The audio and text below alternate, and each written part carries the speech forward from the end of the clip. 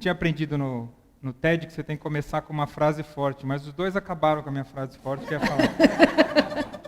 Porque eu ouvi uma pessoa que eu gosto muito, que é o Almaz, eu estava lendo sobre ele nos últimos dias, e ele falou uma coisa que mexeu muito comigo, e apesar de gostar do Kurzweil, ele falou assim, em 100 anos, aí vamos aumentar para 150, para 200, para quando vocês quiserem, quando vocês acharem que vão viver, nenhum de nós vai estar nessa sala. E nenhum de nós vai estar nessa sala, e o mais incrível é que provavelmente daqui a 100 anos ou 150 anos, os 9 bilhões de pessoas no planeta vão ser completamente desconhecidos a todos nós. Seres humanos que vocês não fazem mais ideia de quem sejam. E ele falava isso no conceito, e foi interessante, porque tanto o Marcelo quanto o Nilson exploraram bastante isso. Apesar de saber que a gente vai morrer, a gente não sente que a gente vai morrer. E talvez esse seja um dos grandes dilemas que nos afeta.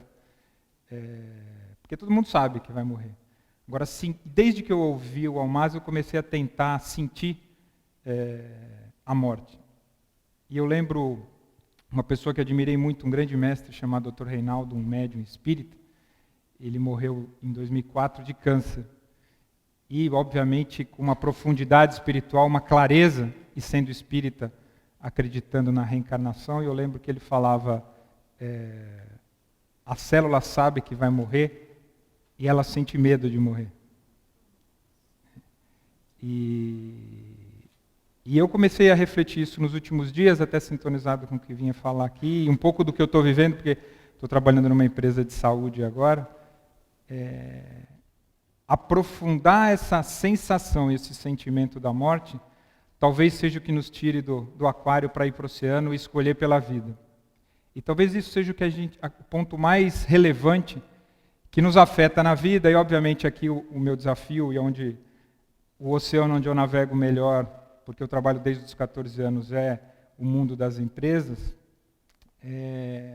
As empresas são grandes aquários, que nos anestesiam. Infelizmente hoje, como muitos contextos do mundo, as empresas de alguma forma, elas tem acho que algum anestésico na água das empresas que vai nos adormecendo e nos fazendo esquecer do porquê a gente está aqui, do porquê se trabalha. Que eu acho que tem uma coisa, a experiência quando a gente vira cabeçudo, e acho que a história do Gênesis fala isso, a experiência do ser humano com o ser humano tem a ver com o trabalho, tem a ver com começar a trabalhar, começar a laborar, que é quando se expulsa do paraíso, agora vai o pão do teu esforço, do suor do teu rosto. Então o trabalho é uma dimensão importantíssima na nossa vida. E por que a gente é tão anestesiado nas escolhas que a gente faz no trabalho? Tem um filme, não sei se está passando aqui o filme da Hannah Arendt, está passando aqui em Porto Alegre. Todo mundo tem que ver esse filme. E todo mundo que trabalha tem que recomendar para todo mundo que está perto de vocês assistir esse filme. Para quem não conhece a história da Hannah Arendt, uma filósofa judia alemã que tem que sair da Alemanha, é presa no campo de concentração na França, e no fim ela acaba indo para os Estados Unidos.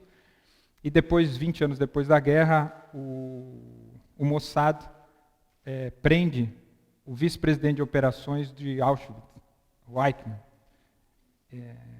e resolve julgá-lo em Jerusalém. E Hannah Arendt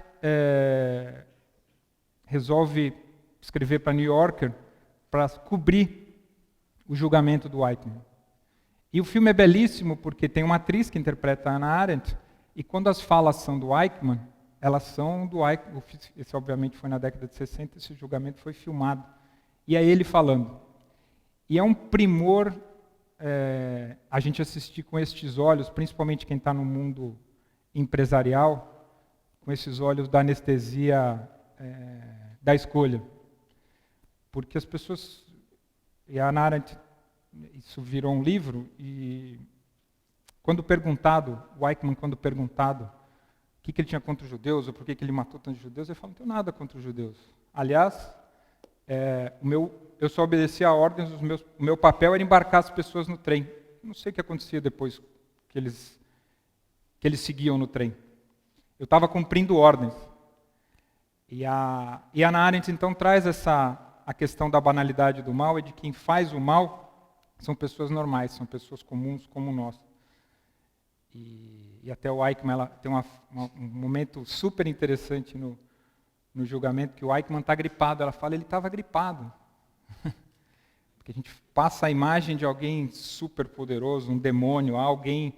E o Eichmann saía todo dia do campo de concentração e jantava em casa com a família. E aí a pergunta é, por que muitos de nós tomam decisões parecidas? Quem está no mundo empresarial... E o triste é que a grande maioria das empresas são esse container de produzir Eichmanns. A forma como a gente está organizado hoje para bater meta. Semana passada, a Natura é uma empresa aberta e o Fleury, que é a empresa que eu estou agora, é uma empresa aberta que tem acionistas e investidores que acompanham a empresa, porque a empresa tem o valor da ação. E quando eu estava na Natura, eu escrevi um artigo, não publiquei, mas acho que eu vou publicar, é por que os analistas fazem as perguntas erradas, todos os analistas. E tem uma coisa que é dramática, você vê jovens de 20, 25 anos, brilhantes, super inteligentes, formados nas melhores universidades, 25 a 30 anos, que submetem presidentes de empresas, deixam os presidentes desse tamanho, porque eles têm medo que o preço da ação caia. E a única lógica de um investidor no preço de uma ação é duas. Eles querem saber quanto vai ser o resultado da empresa naquele ano, multiplicado pelo percentual de crescimento elevado à perpetuidade. Com isso, eles fazem uma conta de valor presente líquido que dá o valor da empresa. É isso. Não tem nada de físico, nuclear, nada. É uma conta matemática simples. E com base nessa lógica, tem muita empresa tomando decisão por um caminho completamente equivocado. E é um caminho muito difícil. Eu estou falando isso de quem está sentado na cadeira. Hoje eu estou trabalhando numa empresa do setor de saúde, trabalhava na Natura, que era uma empresa de cosméticos. E, obviamente, fui vendo ao longo de toda a minha vida, trabalhei para a GP Investimentos, então trabalhei para o pessoal lá da Ambev. E o que eles têm de muito bom é a coerência.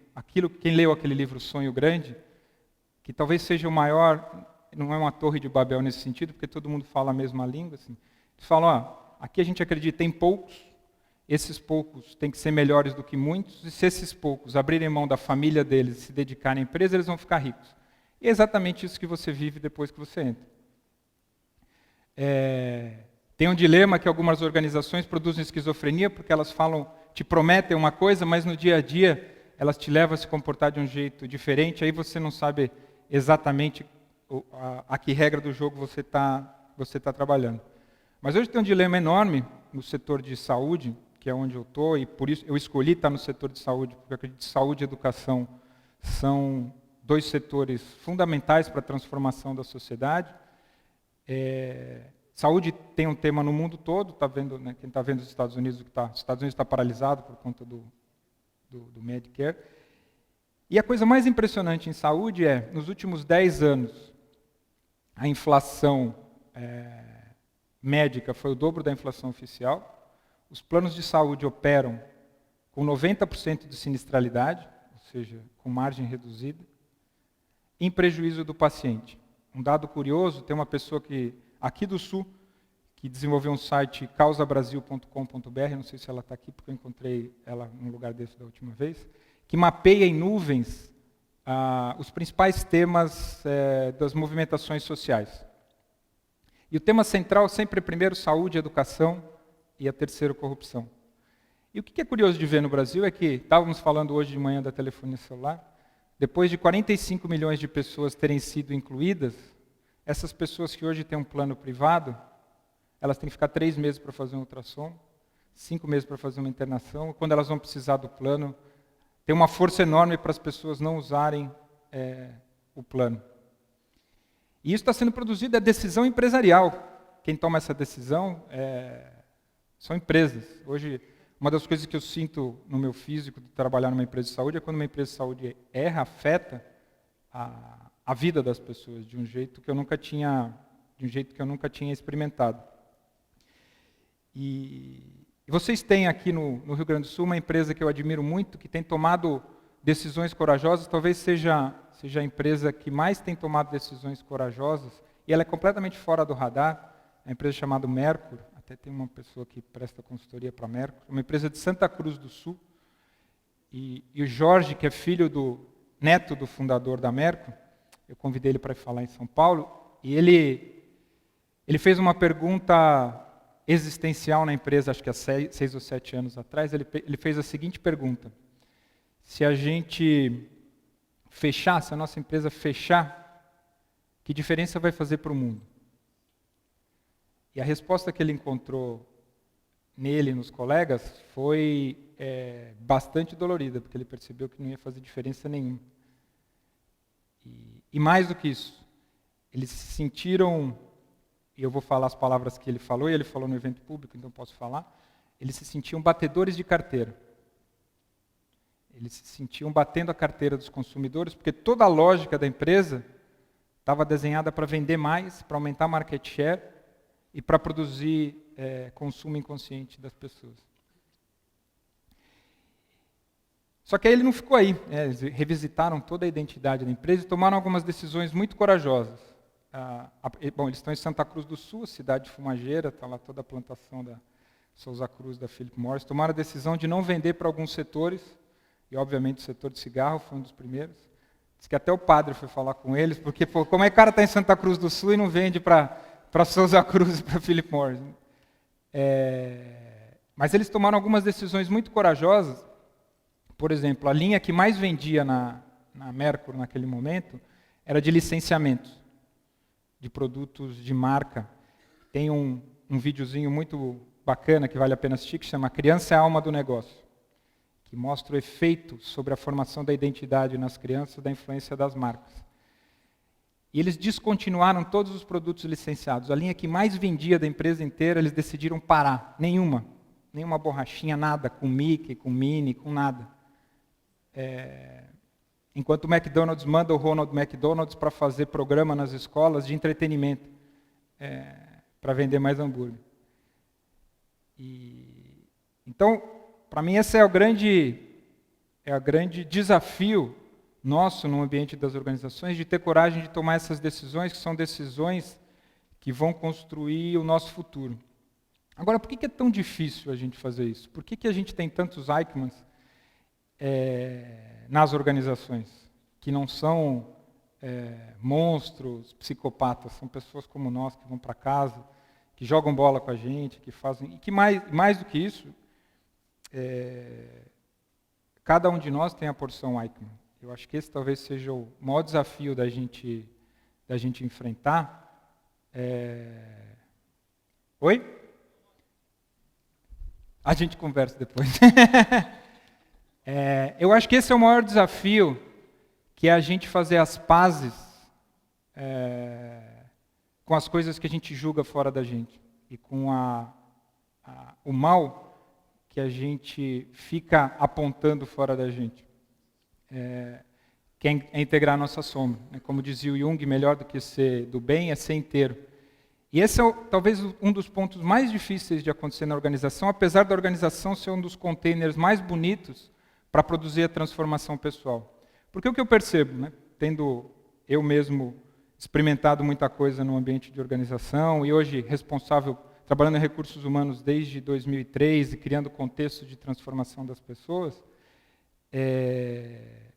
como o trabalho tem uma dimensão fundamental para a formação da nossa identidade, como é que a gente formou a nossa personalidade?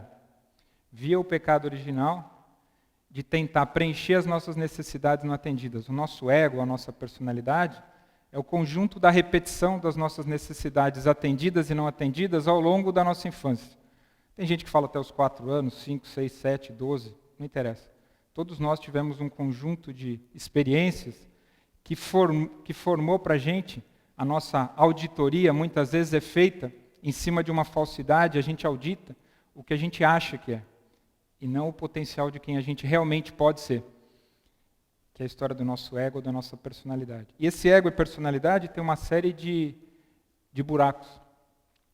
Então, quando o cara está para bater a meta, é dia 29 e ele tem que tomar a decisão enfio essa venda, mesmo sabendo que não vai vender, ou eu deixo, quem é que está tomando essa decisão? Quem é que está tomando essa decisão? E o que vem de emoção carregada, que se eu não bater a meta, a sensação de rejeição, a sensação de não ter autoestima, a sensação de não ser o primeiro, todas essas apertam os botões que não reforçam o que a gente quer ser a partir do nosso ego. E o grande trabalho de transformação é olhar para isso como parte da nossa história, mas ser capaz de se auditar transcendendo isso e se conectando com o que a gente tem, que é maior que isso, que é essa dimensão do sentido, do propósito, que talvez seja o segundo ponto fundamental para a gente poder fazer esse movimento, ninguém trabalha porque trabalha, ou ninguém está vivendo porque está vivendo, para bater meta, para entregar resultado, para ser presidente, para ser diretor. A semana passada eu falava com um jovem que para ser candidato a trainee, aí perguntava para ele, mas como é que você vê o seu futuro na sua carreira? E ele falava, não, eu queria ser o diretor de uma empresa daqui a uns 10 anos. Eu falei, legal. E, geralmente muita gente ainda pensa assim. Eu tenho ficado bem impressionado cada vez mais com os jovens, e tive a experiência de estar aqui com 1000 e poucos jovens do Enege, com fome de propósito, com fome de significado, mas muitos jovens ainda pensam assim. E é um pouco dessa sensação daquele cachorro que corre atrás do pneu, né? Porque quando o carro para e ele olha para o pneu, ele fala, bom, o que eu faço com o pneu, né? Quando você vira diretor ou quando você vira presidente, fala, bom, agora, o que eu faço com isso? Porque o vazio continua lá, essa sensação, né, da vontade de ter autoestima, da vontade de pertencer, da vontade de ser reconhecido, que está lá atrás, não está aqui na frente, não está na forma como eu me relaciono com o trabalho e com os relacionamentos. E esse talvez seja o principal trabalho que a gente tem na vida. O Newton, no livro dele, Fronteiras da Inteligência, que é o primeiro que eu li, fala que o principal desafio que a gente tem na vida não é fazer nada grandioso externamente, mas é conectado com o sentido e com o propósito. Eu acho que você usa esse termo, limpar as próprias fraldas, né? Se a gente der conta de limpar a própria fralda nessa vida, a gente já vai ter feito algo grandioso. E esse algo é grandioso porque o teu processo de transformação pessoal transborda naturalmente e esse transbordar toca o outro. O grande desafio, e isso, achei ótima essa história da Torre de Babel e da língua, porque uma reunião de comitê executivo de conselho de qualquer empresa é uma grande Torre de Babel, ou qualquer reunião em qualquer empresa. Porque é impressionante, eu costumo dizer, Denise, a gente trabalhou junto na Natura, você fecha o olho, pode ser a reunião de quem você quiser, do board do Google, da Chevron, da Petrobras, da Natura. Se você fechar o olho e se abster da dinâmica do conteúdo que está acontecendo, a dinâmica emocional é de crianças de 12 anos brigando pelo brinquedo. Ou seja, eles estão ali com a sua língua, tentando prevalecer a sua vontade. Tentando fazer prevalecer a sua vontade. E o processo de transformação pessoal é o processo onde você abre mão da sua necessidade para dar o que você mais quer receber, apesar de você não estar recebendo. Que é aí que você abre espaço para ouvir o outro, para entender a língua do outro. Que é esse a maior oportunidade que as empresas podem criar, são esses contextos que não são torres de Babel, mas são esses contextos onde a gente se encontra com o outro legitimamente. O Jair Mogi, da Digo, que é ligado à antroposofia, ele fala que as empresas hoje têm um papel de reencontro kármico que as guerras tinham. As guerras tinham esse papel de multidões se encontrarem. E aí, obviamente, de um jeito complicado. Né? Se encontrava para se matar. Né? Tem bem gente que não esqueceu disso ainda nas empresas. E hoje você tem a oportunidade de reencontrar pessoas e nessas diferenças abrir mão do que você quer para passar a oferecer, e esses encontros produzirem a transformação e o resultado que a gente quer ver no mundo. E aí, só para encerrar, a gente faz isso cada vez mais honrando a nossa inteireza, honrando a nossa multiplicidade e abrindo o coração.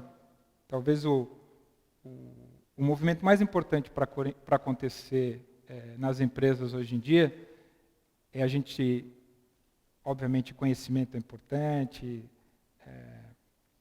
o pensamento, o raciocínio, o ambiente de complexidade é cada vez maior, mas tem uma voz, que é essa voz que conecta, que, como o Edgar Morin fala, a única resposta para conviver com a complexidade não é compreendendo a complexidade, mas é agindo com a solidariedade. E só tem um caminho para agir com solidariedade, é o caminho do cardíaco. É com esse espaço do cardíaco, é com o espaço do coração que a gente encontra o convite para legitimamente se conectar com o outro e produzir as transformações que a gente quer ver manifestadas. Obrigado.